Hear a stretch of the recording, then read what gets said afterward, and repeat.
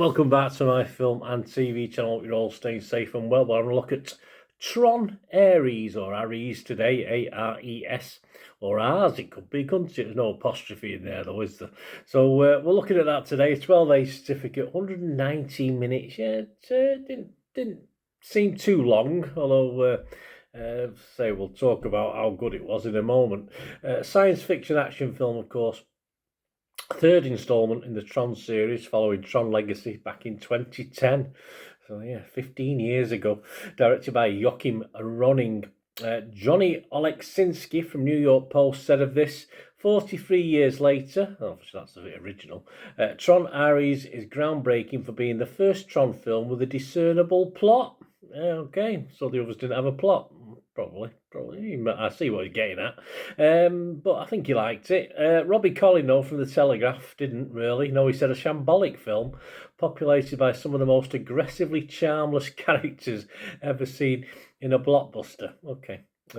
Please, guys, before we have a look at who's closer to the truth with that, please hit that like button, subscribe if you've not already done so. If you enjoy the content, that'd be wonderful. If you've got any hype points to spare on YouTube, we have a hype button now, which helps the channel, helps on algorithms and all this sort of thing, for helping the channel out, gets it out there. So if you can spare me any points, guys, that'd be wonderful.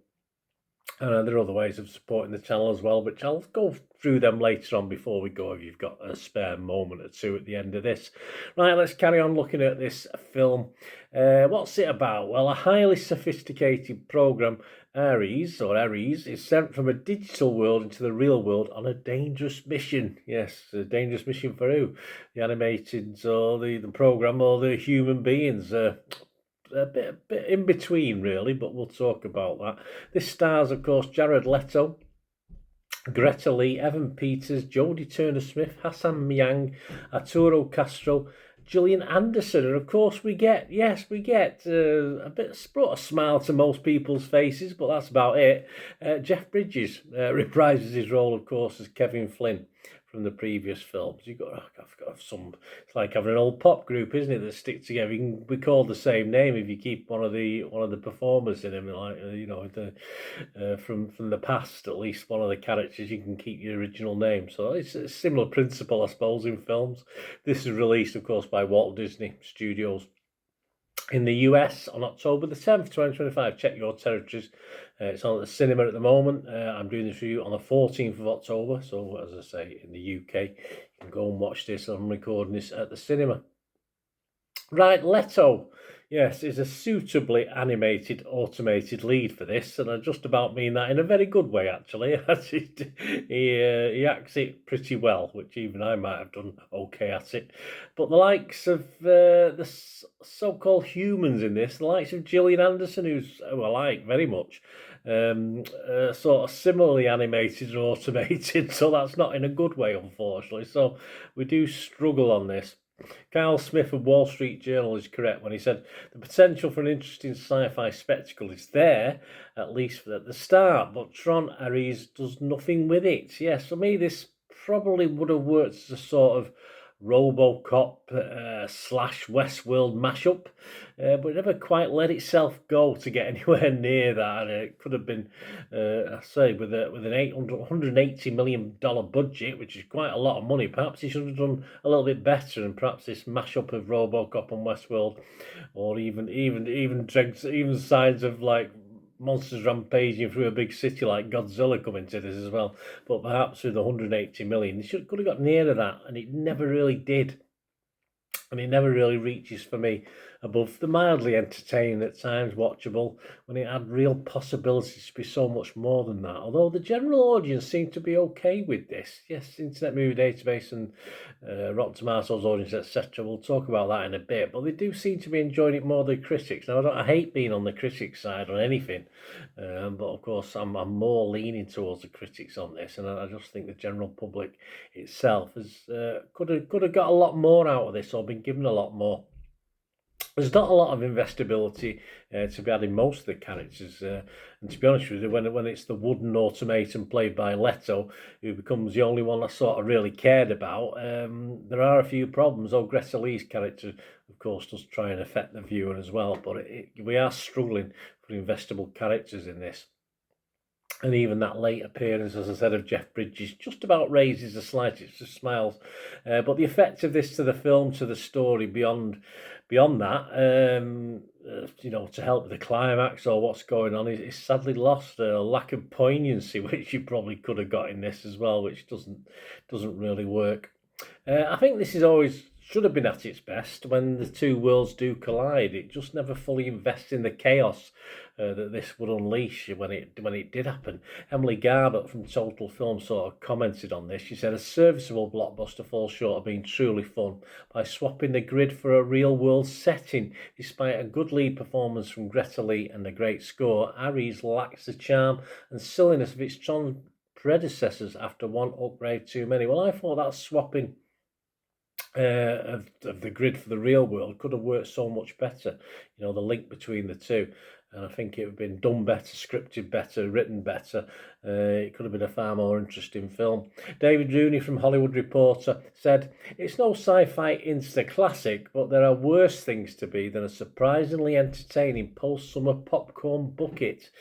Well, there are worse things. I'm not the fact that there are worse things than this, I'm not taking that as an overwhelming positive, although David Rooney, of course, appears to like this, although I say it wasn't a disaster by any means, but I just felt it was almost okay for me. I will say almost okay, which I'll reflect in my score.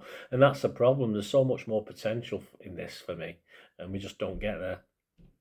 Other scores, as I said, the critics generally down on it. The public are okay. Rotten Tomatoes, 55% positivity. 109 critics were fresh and 88 were rotten. Now, I've come down on the fresh side, but only just. I can't be rotten because I did find bits of this 2-hour runtime okay. So I'll give it a fresh rating.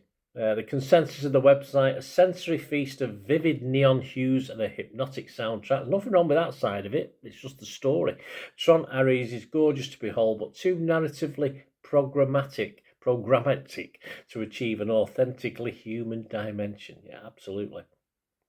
Metacritic 48 out of 100, 44 critics, 13 were positive, 23 were mixed, and 8 negative. So I'll make that 24 mixed. I think, as I say, I had to come down on the fresh on the Rotten Tomatoes, but as far as Metacritic, I am middle of the road on this. I can't be totally negative, certainly can't be positive, so I'll come as a sort of in the middle ground on that one. The Rotten Tomatoes audience like it, 4.3 out of 5. Their consensus, setting its colourful visual effects to 9-inch nails rollicking beats.